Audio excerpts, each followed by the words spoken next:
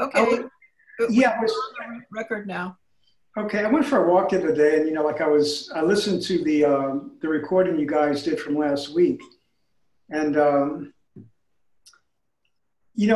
thing with you mentioned Keith Rupert Spira, Oh the yeah. yeah, and I was thinking, I listened to him once or twice, maybe about 6 months ago, and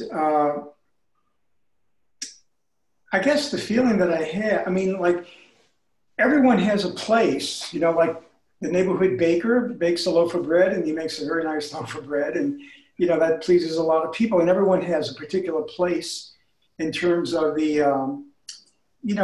where consciousness is actually working with them, I guess, or working through them or as them. And I just, like, there's something about a lot of the teachers, I just find like they basically keep you in the level of consciousness. They're gurus, but they're not sat gurus. I was wondering, I felt that I felt that also with Ramesh Balsekar. I mean, he was great, and his clarity was really superb. But I found that he didn't really get, like really kind of like address the whole thing, like moving beyond the whole arena of consciousness itself. And I remember one time reading in, I don't know which book it was, but it was Nisargadatta, Siddha Rameshwara told Nisargadatta to stop writing his sort of his very beautiful poetry and sort of like enlightened poetry. He said, because you're playing too much with the consciousness. And, so I guess what I'm trying to say is that those are, the teachers, such teachers as that, they're very good, but at a particular level. And I just find that, like maybe people of the caliber of like Ramakant Maharaj and, like Siddha Rameshwara Maharaj and Nisargadatta and Ranji, they just moving us totally beyond that whole level, I think, beyond the whole level of you're playing with the consciousness, just the subtle body, basically, which can be very beautiful and inspiring, but at the same time, it's not the ultimate truth. That sort of relates to a question that popped into my head just a little while ago. I was seeming to get into, see, I do these daily contemplations, and it does involve analysis, but it also involves going to openness beyond the analysis. And it's like seems to be a certain communication between my sense of presence that opens up from the sort of like an analytical deconstruction of I never settle for anything known. I'll always take it until it reaches the unknown. And then there's like so I was wondering, ultimately, if is there a what's a word for it? Is there an inclusiveness of the relative and the absolute? Is there like an understanding there's like a communication between the relative and absolute, or does the absolute basically ultimately cancel out the relative?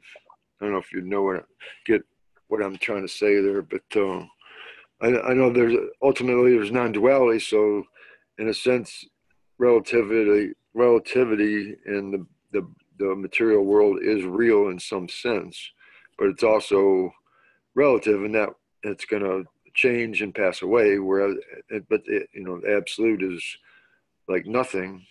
But, what came to mind as you're speaking, yeah, Maharaj, when he said, "Stop all this thinking, be totally blank," because there was a lady who was at the house of Maharaj's son who was saying, Sometimes I feel the presence and then I get scared and I move back and I move forth. And he just said, stop all this thinking, be totally blank. And this Amrut Leya 3 is stating the same thing.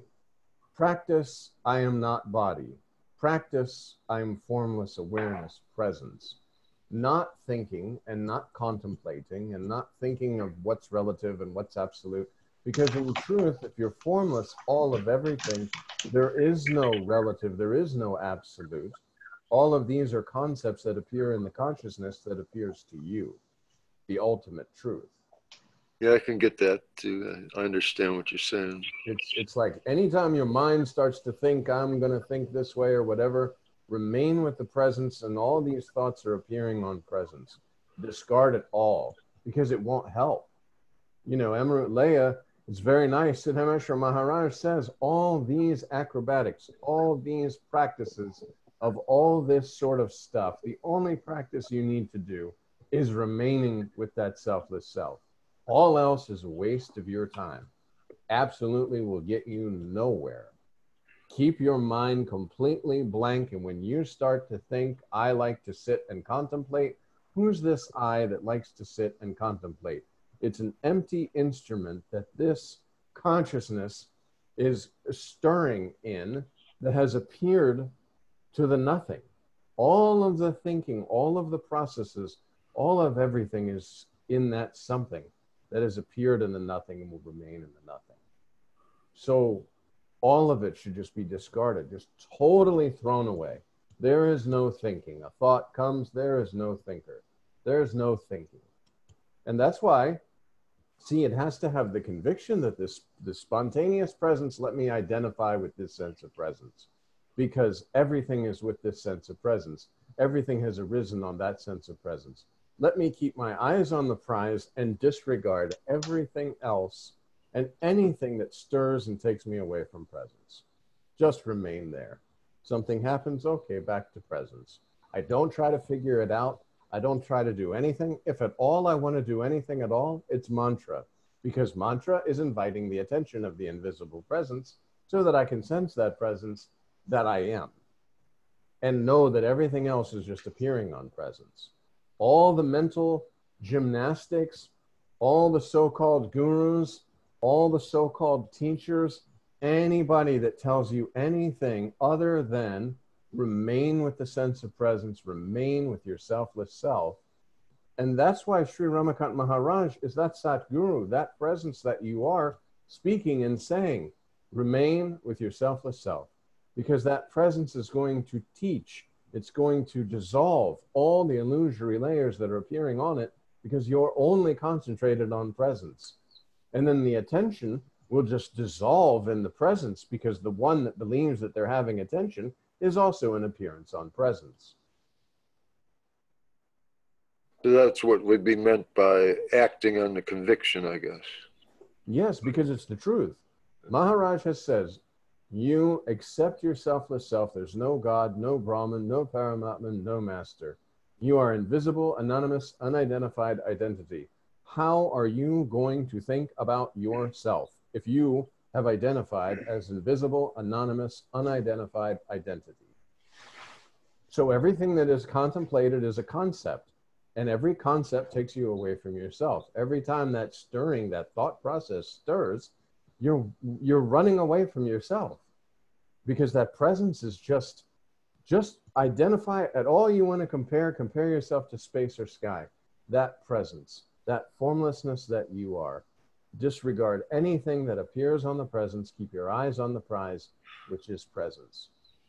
Don't try to figure it out. Don't listen to other masters who sit there and they can very nicely describe how the room is like your mind, and then this person leaves, and then it's an empty space and all this. No, forget about all that. Be taught by your master. Your master is presence. Remain with your selfless self. Be with you always. Don't allow yourself to be taken away by anything. The thing that my mind will say. There's no mind. Your mind. You don't have a mind. Yeah. There's no mind. But if you're formless, how does the mind, you could say, okay, it's the astral body, but that astral body is appearing on your presence. If your presence wasn't there, the astral body wouldn't be there. So remain with your sense of presence. There's no mind. There really isn't. I know that you believe that, okay, I have to not use this mind that I have, but you don't have a mind. There is no mind. Mind is a flow of thoughts. But when I'm wrapped up in the mind, I don't feel free of the mind. But you're observing this wrapped up. Don't flow along with it. Sit, remember, consciously see, oh, I'm flowing along with this mind. Let me jump and remain on the bank and allow this mind to flow by. And I do that simply by going to presence. Going to presence. Back to presence. Just back to presence. Back with selfless self. Don't go out. Be with you always. Just remain. And you have any kind of mantra, whatever you want to do. The practice is very simple. Remain with your selfless self. Remain with the presence. Don't try to figure anything out. If you're having a bad day, good day, whatever, just know that bad day, good day is appearing to this object that's appearing on presence, and bad and good are appearing as states of mind that are flowing through that you don't need to identify with because you're formless, so there's nowhere for that to stick. Keep absolutely, prior to beingness, was there any contemplating? There's nothing. Remain with your selfless self.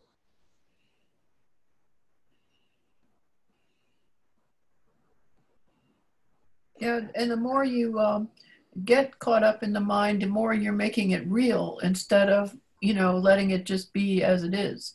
Of course. Yeah, that's the process of creating something out of nothing. Exactly. Turning dust into gold. Yeah. It's just dust. This body's just dust. Everything you see around you is dust with different various labels on it. And it's all appearing in consciousness that has appeared to you. Everything has appeared on your spontaneous presence. And the more you keep your eyes on the prize of presence, you keep, because you're the knower of this presence. So the highest truth is that you're this formless knower of this sense of presence, and that's the very first state. But remain with presence, and presence will show you how you're the knower. You don't have to figure that out. Presence will do everything. You just keep remaining with presence, remaining. Want to go out? Nope, remain with my selfless self. Remain with presence. Meditation is very important because during the meditation, you get to have a touch of your presence that you can feel this presence so that you'll notice it. You'll be able to identify in a real sense, as Maharaj says, the sense of presence and not the things that are appearing on it. So if you spend some time with you, getting to actually feel this presence, then that's what you want. And the sense of presence will not grow, but it will feel like to the mind that's turning inward that the sense of presence is growing. The truth is, all these bubbles that have appeared on presence are dissolving.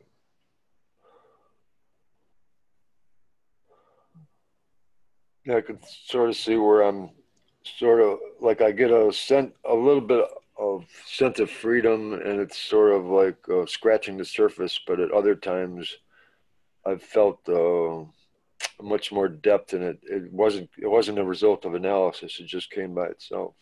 And I'm not, like Maharaj, I can hear Maharaj saying too, I'm not beating on you. No, go ahead. No, it's all doing it. It's not singling out. It's speaking directly to the presence to remain with your selfless self. That there's nothing else to do, nothing to do. And everything that you think you're doing creates the sense of doership, creates a concept of doing something when in reality you're remaining in the nothing. And every time you think, oh, okay, I did this and now I feel free, the one that feels free is not free because there's the feeling of freedom.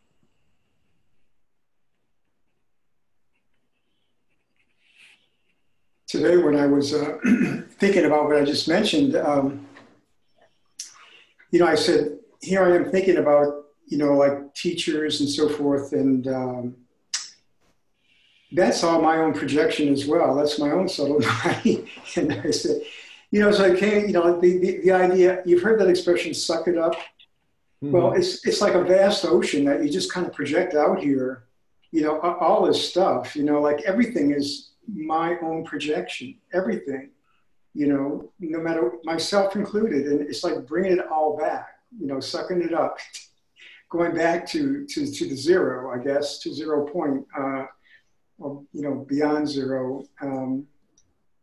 It's just really that, like, as you say, it's staying there, basically. It's just, like, I mean, you can observe the projection happening and knowing what it is. And you have to sometimes play in it, like when you're working and so forth. But it's just keeping that sort of like that pivotal point way back there, through it all, kind of. Like we were talking about in a cinema, there is the screen and all the images and the colors and lights and all that are appearing in the screen. Then there's the projection, which is the light. And we talked about, you can see dust particles and such in the light. But if you keep receding, then the next is the film, which actually is not what the images are appearing. They're just fluttering in front of this. They're the different objects that are appearing on presence. And then you get deeper and deeper, and it's just pure light. There's nothing. And yet, the projection is being projected. And now you can see yourself as you're using this body form in the projection, but from the point of the projector, where nothing's separate, because it's all coming from the same source. The same source is presence. Presence is the light that's behind the entire show.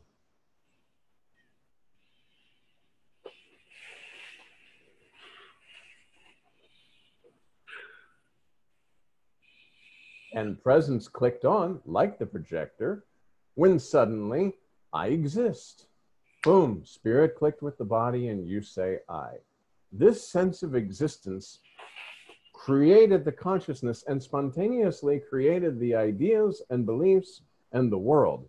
As when you lay down at sleep, this is the perfect example, and still in using the film theater, when you lay down at sleep at night, and then you touch yourself formlessly with the consciousness, it arises, boom, and projects the world.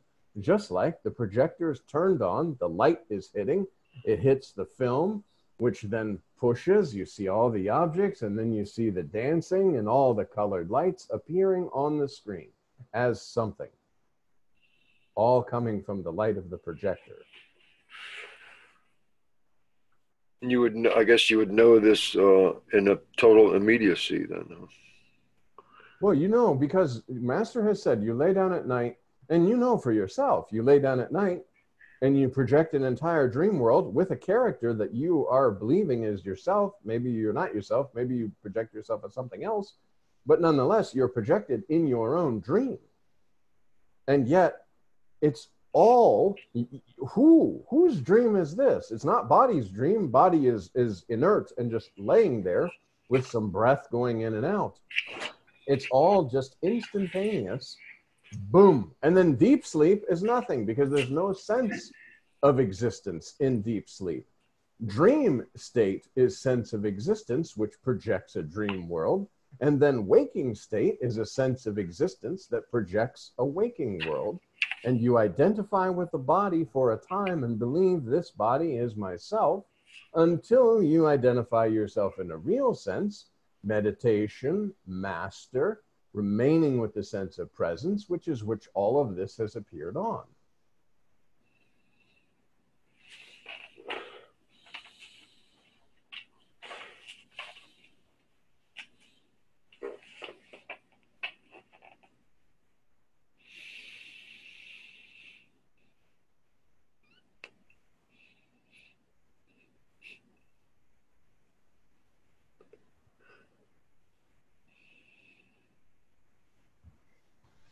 It's like it's always going back to the source, basically, just to the presence. Accept your selfless self. There's no God, no Brahman, no Paramatma, no Master. And yet, this presence that you are has been labeled God, Brahman, Paramatma, and Master. Mm-hmm. I like the image that Ramana Maharshi uses about the spider. It emits a web, You know, it projects the whole world or whatever, draws it back in. And then he says, you know, when the further back you go, the closer you go to source, it's like the world becomes like the moon during the day. You know, it's full moon during the day. It's there, you can see it, but it doesn't attract you at all. It's just kind of like hanging in the sky, kind of. You know, and you know, like basically when you realize it's all your own projection, everything, it's just coming out of you. It's easier to go back, you might say, and just stay there. And then, like you said, the moon is out. This body is here, but you don't pay so much attention to it. Right. There's no real attention needed to be paid. Paying attention to presence and allowing all this thing, because you're outside of time. There's no time, there's no space. You're using body, but it's just scenes that are appearing, because you don't create a past and a future through mind, because you're not using mind as an instrument anymore, unless you have to figure out maybe how much 3 apples are for $1 or something. But you're not using mind, ego, or intellect. You are just here. And so then the present becomes just whatever is right here, because you're not using mind, so there's no sense of time. Or, oh, I hope I can do this when I grow up, or when I get older, or when I retire, or what I did, or any. All of that's gone. You're living just here, now. So is that all that stuff that seems to be the body and the mind, is that operating just by itself? Well, again, remember, the presence has projected the consciousness, which this consciousness and everything in it is all that you know, which is why you can go back to dream state. You can be a character in the dream, like we talked about. Sam, who studies very, very hard to get a medical degree, he's trying to do all the tests. You're seeing this in your dream. Your friend Sam, he's studying to have a medical license, and he's working 2 jobs, and his wife has to work another job. And he's studying and studying, and he's passing all his tests because he's studying so hard. And then you wake up. A, is it fair that Sam never got his medical degree? And B, who was studying? Who was progressing? Whose desire was it to have a medical degree? Was there a separate Sam that could do any of those things? Mm-hmm.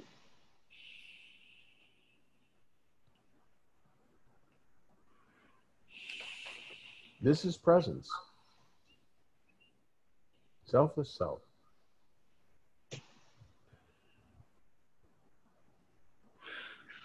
I guess it's something I'll have to see for myself, but you know, right now I have the residual sense that I am something. But presence, just remain with presence. The more you remain with presence, the presence teaches you everything you need to know. And then by continuously kind of focusing on presence, it clicks that you're the knower of this presence. So this presence is absolutely formless and has appeared to you, and yet you know this presence as yourself, and that's it. Because then you are presence. There's nothing to know.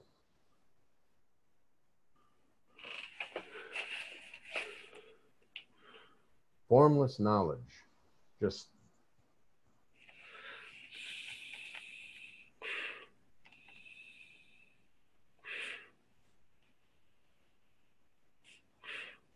like in the book Amrit Leah, it talked about when you're eating, you're tasting.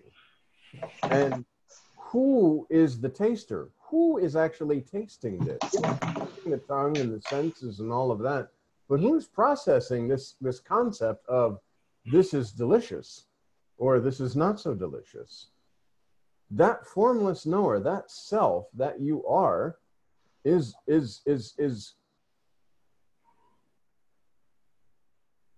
the knower. It's not the ears that hear. It's the self within the body that hears. It's not the eyes that see, it's the self within the body. The eyes are just interpreting different things, and then you have this mind and all this sort of stuff, and all of this is appearing on your spontaneous presence. That you are is moving about everything. We talked about a while ago, the one-man show. It is a one-man show. Rather than the story of something being real, it's Well, see, and we use the word illusion all the time to the point where we've made illusion something, which is you have to be careful about that, because the mind so wants to grasp onto concepts that we all say, oh, it's illusion, or it's not reality, or something like this. But illusion is nothing. Like Maya is that which is not. So we can't just keep saying that illusion is illusion is illusion. Illusion is nothing. Like it's nothing, because it's not. But then our mind wants to grasp onto any kind of concept to try and get an understanding through the intellect and say, oh, illusion. Yes, yes, I understand illusion, but illusion is nothing. It's the absence of all things, but it's not even that, because it's just nothing. Illusion means that which is not.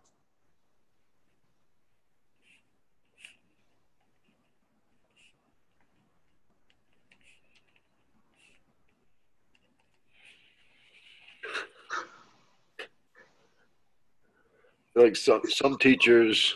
I remember I was reading one teacher, and it made sense to me that she was saying that everything is being and there's nothing that is not being.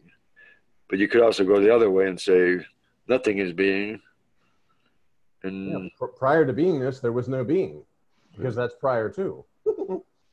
So automatically you just negated the concept of being. See, the thing is with different various teachers, like I said, the mind that you're believing yourself using and processing information through wants to grasp onto concepts, does not like to be empty until presence. See, the mind is like an ice cube that just melts in presence. It just dissolves. Everything dissolves. And you, for the time that you believe you can do something, remain with presence. And forget about all the concepts, because your mind that is not would love to be. And your attention and affection and energy will create this kind of appearance of a mind, and then you'll become the slave to this mind, because you'll start to take, instead of everything happening spontaneously, you'll create a timeline and a safety net from illusion that is not.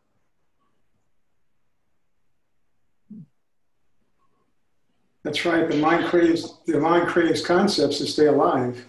Yeah, basic, yeah. But doesn't the mind also create beauty, though? When you think of somebody, learning how to play the violin, and they're creating beautiful music. Somebody writes a beautiful novel, and that's all mental stuff. But it's creating inspiring things that are inspiring, right? Well, it's spontaneous, though, and it's not mind like psychological mind. You don't need to be a person to do any of those things that you just mentioned.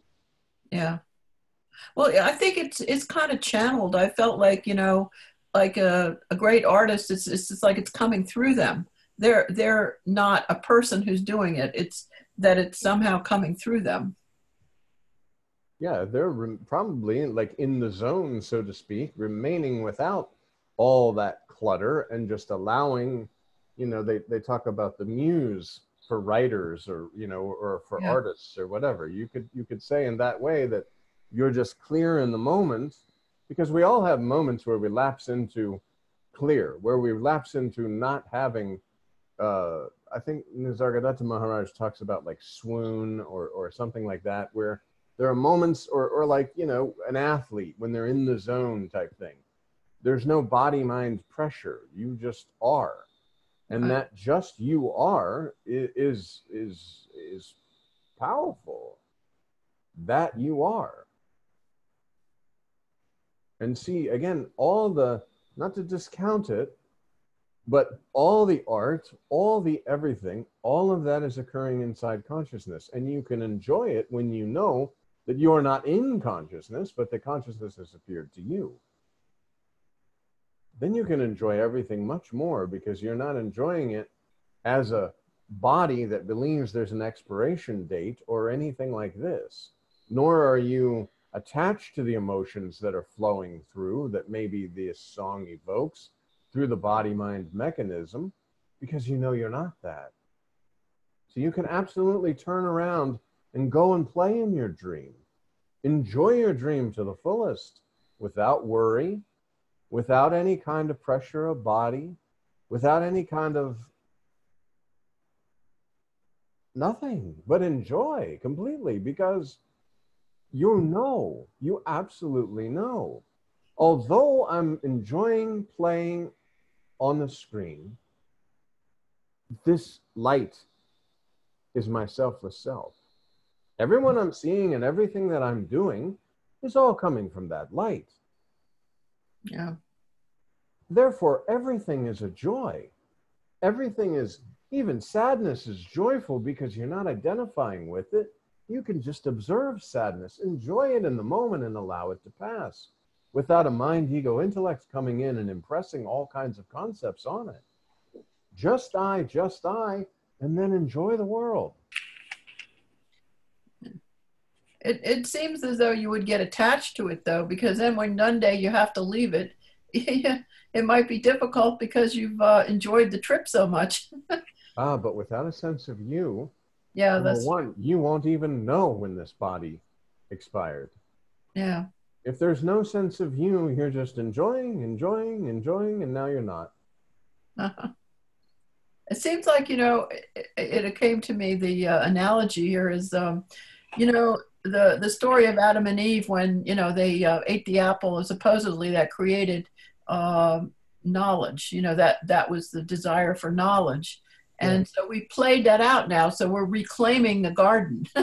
Yeah, in the most basic sense, yes. Absolutely. Yeah, maybe that's what's going on. You've never okay, left. we played that one. Let's go back to the original state. But see, you never left the garden. Yeah. The garden that you left was through the concepts of good and evil, through the concepts of knowledge, through the concepts they talk about in the Bible right away. They went to cover their bodies. Why? Because they became body conscious. Right. And suddenly self-consciousness was born. The me was born. Yeah, the self-consciousness. Yeah. Self-consciousness meaning the individualized concept of the individual person. in consciousness, the person, because it talks about they went to cover right away, whereas before they did not, because they had no sense of themselves. They were able to walk freely and do all these things because there wasn't the pressure that I am somebody else and you are somebody else. There was no touch of I. Yeah. It was just happy, happy, happy. And then the knowledge of good and evil came along, and the concept was, I am somebody, you're somebody, and ooh, I have this body, and my mind starts to tell me that I'm naked, where I never knew this term before, but now I'm covering myself. Yeah. And then the concept of being thrown out of the Garden of Eden is now that you know in this knowledge that you believing yourself to be a separate something, you can no longer live in the totality. Because you've separated yourself from the totality through this knowledge.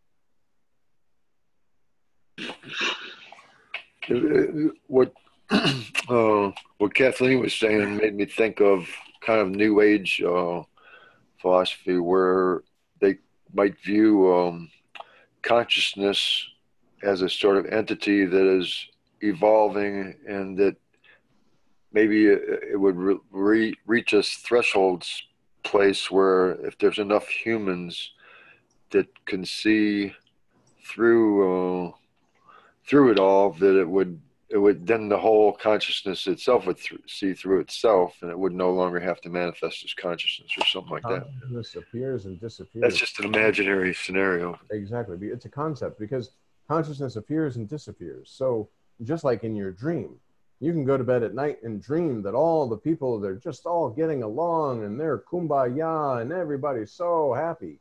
And then you wake up. Did they progress? And tomorrow night you may dream that all the people, totally different people, are at war. Did they degress? No. Consciousness appears and disappears to you that do not disappear or appear, because this consciousness appears to you. The sense of presence appears to you. That's how you know that you're this eternal self, because this sense of presence, this I am presence, appeared to you and will also disappear. So it's temporary, but the one that it appeared to had to be there prior to the appearance, or it could not have appeared to you. There'd be nothing for it to appear to. But the sense of existence appeared to you that were existed, but did not have the sense of existence.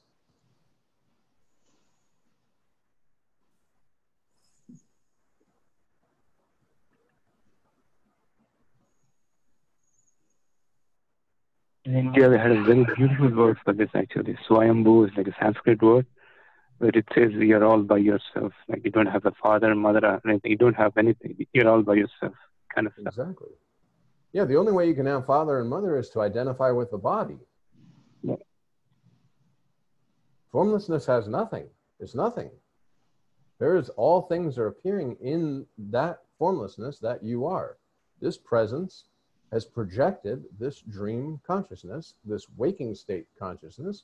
It's all one consciousness that all this is appearing in, that is appearing to you. That really gets you out of the trouble. Yeah, because, and that's why as long as there is not the conviction that I'm this presence, I need to work really hard to identify and relate to presence using mantra, sitting with myself in meditation. The longer and the more that I sit there and I can remain with selfless self and remain with the sense of presence, then I can see that all these things are appearing on that presence, and therefore they just discard, discard, discard. And then this presence will allow the sense of, oh, so that I.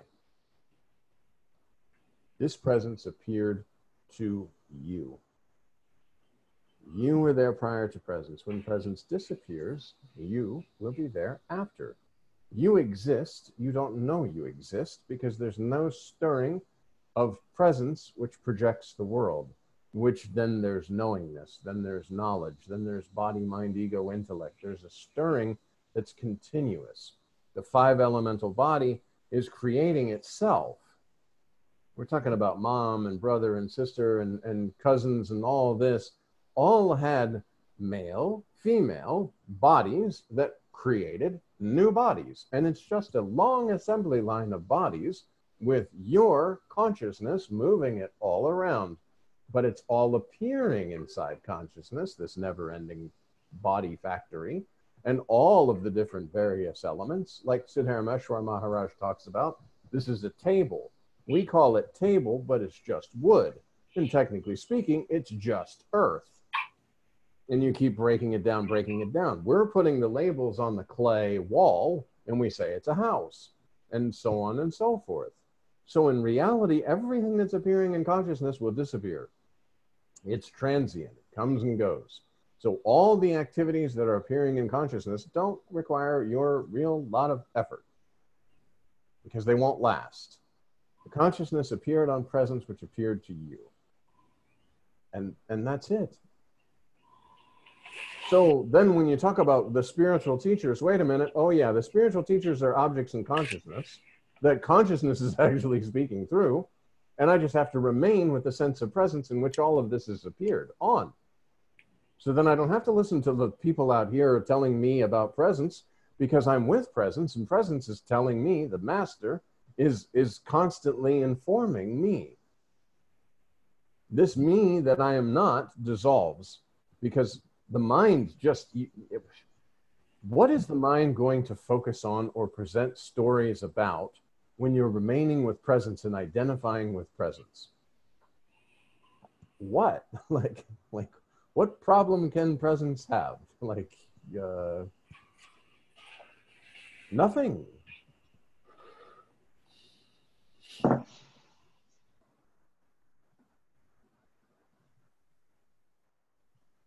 And remembering the object, the Sam.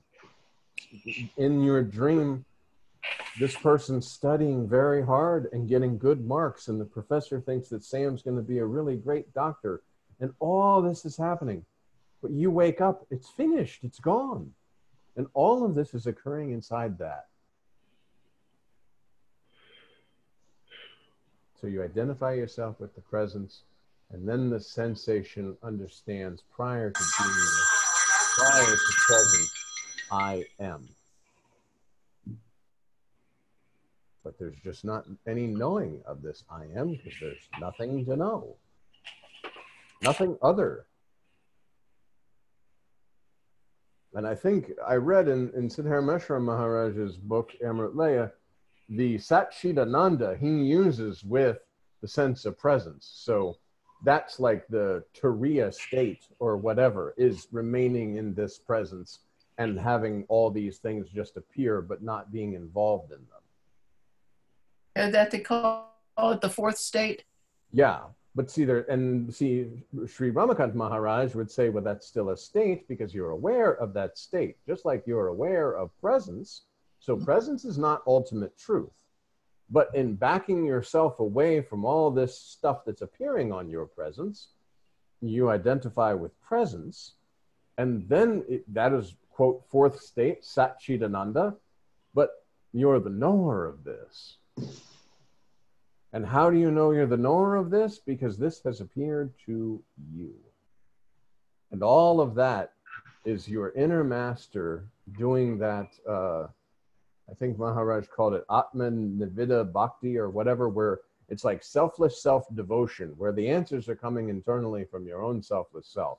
The answers are the dissolution of all the concepts that are appearing on your presence, and you remaining as the knower of this sense of presence.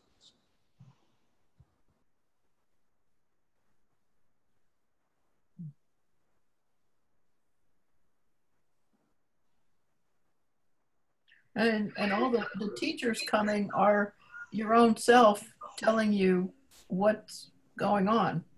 Yes. But you've reached final destination because you came to Sri Ramakant Maharaj, which was like, at least in this instance, there was a recognition instantaneously that the presence was the presence that I had come to understand and come to know as this presence of God was speaking in body form, saying, you are not body, you were not body, you're not going to remain the body. So instantaneously, the identification of this presence as something other dissolved. And that's the Sadguru. The Sadguru introduces you to yourself directly. Now the teachers will teach, and teachers will slowly but surely kind of take the mind apart, so to speak, because there's still belief in the fact that there is this mind. But the Sadguru is direct. Invisible, anonymous, unidentified identity, that you are. Accept yourself with self. There's no God, there's no Brahman, there's no Paramatman, there's no master. You are not body, you were not body, you're not going to remain the body. The entire world is a projection on your spontaneous presence. None of these sayings that we all know come from Sri Ramakant Maharaj have anything to do with mind or disassociating yourself or anything. They're pointing directly to your selfless self. If at all you want to compare yourself to sky or space. Well, how?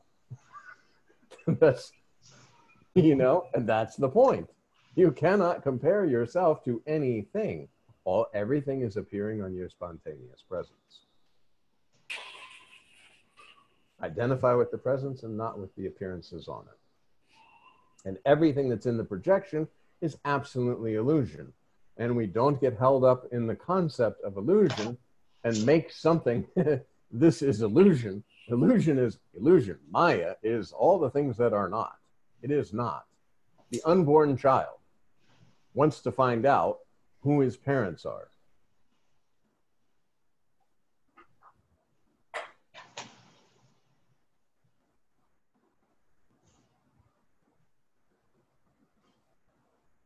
I listened a little bit to the self-love, the original illusion, and the Sagannatha said that beingness is Brahman, mental modifications, that's Maya, and absolutely no ideation, no ideas at all is Para Brahman.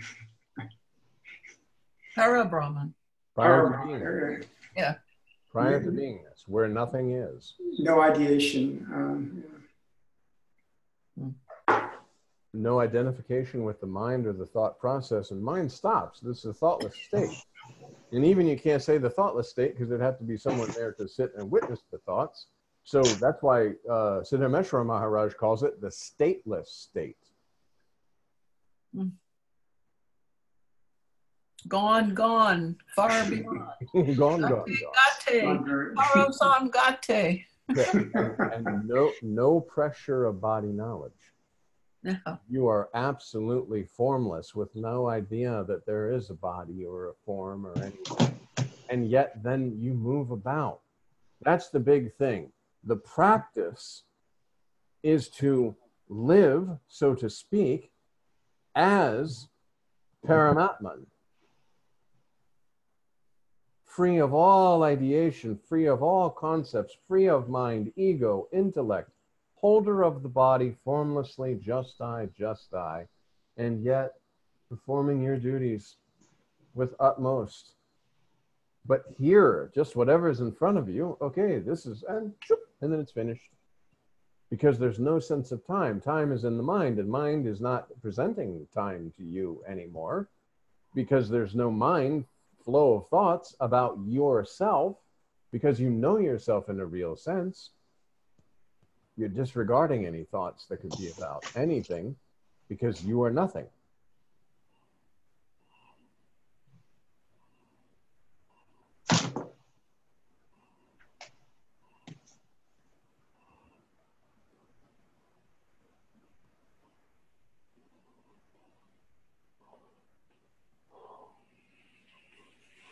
Oh. It's about time? It is, yeah. I just looked over at the clock and I was like, oh, good place to stop. I know. Okay. Okay. I'm ready then. Okay, thank you. Good. Thank you. Thank you very much. Thank you. John. See you next week. Okay, thank you very much.